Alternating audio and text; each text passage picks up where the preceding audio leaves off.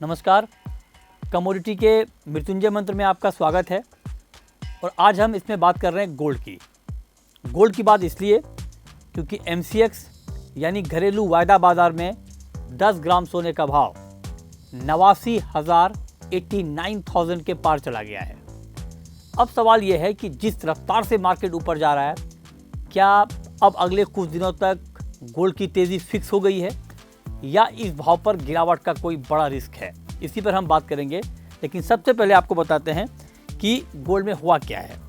Gold में हुआ ये है कि पहली बार, इतिहास में पहली बार 10 ग्राम सोने का भाव 89,000 के ऊपर गया है और ग्लोबल मार्केट में पहली बार $3,045 के ऊपर गया है गोल्ड का भाव, जो कि अब तक का रिकॉर्ड है। इस साल अब तक मतलब करीब करीब 2.5 महीने में 15% से ज़्यादा की तेज़ी आई है गोल्ड में। MCX पर एक साल में मतलब डोमेस्टिक मार्केट में एक साल में करीब करीब 35% गोल्ड के दाम बढ़े हैं और ग्लोबल मार्केट में एक साल में 40% से ज़्यादा की तेज़ी आई है। तो बेतहाशा तेज़ी, मार्केट में एक तरफा तेज़ी और बड़ी तेज़ी का माहौल बना हुआ है। अब सवाल ये है कि ऐसे कौन कौन से फैक्टर हैं मतलब जो आपको जानना चाहिए, समझना चाहिए, जिसकी वजह से गोल्ड में इतनी बड़ी तेज़ी का माहौल बन गया है। सबसे जो पहला फैक्टर है वो है टैरिफ वार। और जब से ट्रम्प आए हैं, जो टैरिफ वार छिड़ा है ग्लोबल मार्केट में, उससे गोल्ड कीमतों को लगातार सपोर्ट मिल रहा है, उससे गोल्ड के दाम लगातार बढ़ रहे हैं। इसके अलावा टैरिफ वार के अलावा दूसरी बड़ी वजह है जियोपॉलिटिकल टेंशन। और जो जियोपॉलिटिकल टेंशन दुनिया में चल रहा है, उससे भी सुरक्षित निवेश के तौर पर गोल्ड की ज़बरदस्त डिमांड आई है। आप देखिए कि ताज़ा अपडेट ये है कि इजराइल ने हमास के ऊपर बहुत बड़ा हमला किया, करीब करीब 400 लोग वहाँ पर मारे गए। इससे सुरक्षित निवेश के तौर पर गोल्ड की डिमांड काफ़ी बढ़ गई है। और आप देखिए कि यूक्रेन और रूस के बीच सुलह की उम्मीद बढ़ गई है। 30 दिन का एक समझौता हुआ है, शांति समझौता यूक्रेन और रूस के बीच अमेरिका की पहल से।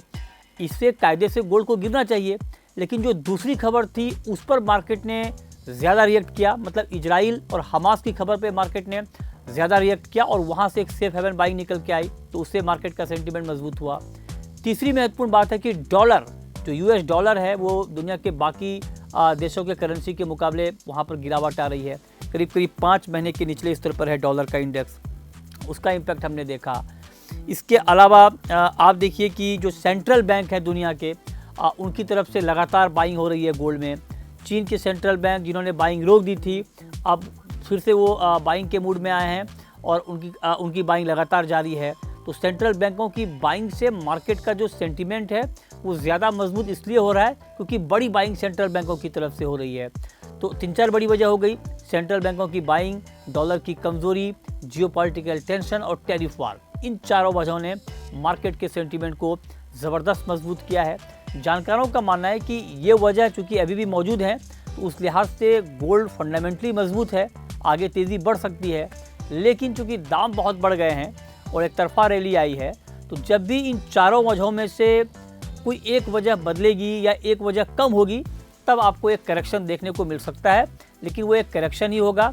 लेकिन अगर इन चारों वजहों में से ये वजह और मजबूत हो जाती हैं, मतलब इसमें कुछ और तड़कने भड़कने वाली खबर आ जाती है, तब गोल्ड में आपको एक बड़ी रैली और दिखेगी। तो कुल मिलाकर गोल्ड में अभी भी फंडामेंटल तेज़ी के हैं, लेकिन हाँ, एक करेक्शन ड्यू है।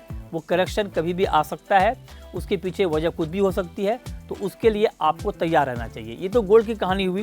लेकिन अब आपको जब मैं बताता हूँ कि पिछले 5 साल में गोल्ड मार्केट की चाल क्या रही है। और ये सुन के आपको बहुत हैरानी होगी कि अगर आपने जुलाई 2020 में गोल्ड खरीदा होता तो अब तक आपको 40,000 रुपये, मतलब 10 ग्राम सोने पर 40,000 रुपये का फ़ायदा हो गया होता। मतलब 40,000 रुपये गोल्ड के दाम बढ़ गए हैं। जुलाई 2020 में 50,000 रुपये का था गोल्ड। उसके बाद मार्च 2023 में ये बढ़ के हो गया 60,000 रुपये। अप्रैल 24 में, मतलब एक साल में ही 70,000 का लेवल गोल्ड ने टच किया। सितंबर 24 में 75,000। उसके बाद तो मतलब आप देखिए कि बेतहाशा तेज़ी है।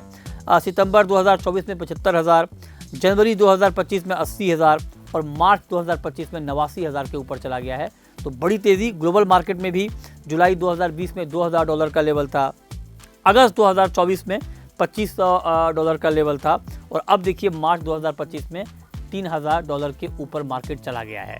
तो फंडामेंटली गोल्ड बहुत मजबूत है, फंडामेंटली मार्केट के सपोर्टिव हैं, लेकिन चूंकि दाम बहुत बड़े हैं तो एक करेक्शन आ सकता है। लेकिन हाँ, अगर इन चारों वजहों में से अगर टैरिफ वार थोड़ा हल्का पड़ जाए, जियोपॉलिटिकल फ्रंट पे थोड़ी अच्छी खबर आ जाए, शांति वाली खबर आ जाए, तब गोल्ड में कोई बड़ा करेक्शन आपको दिखेगा।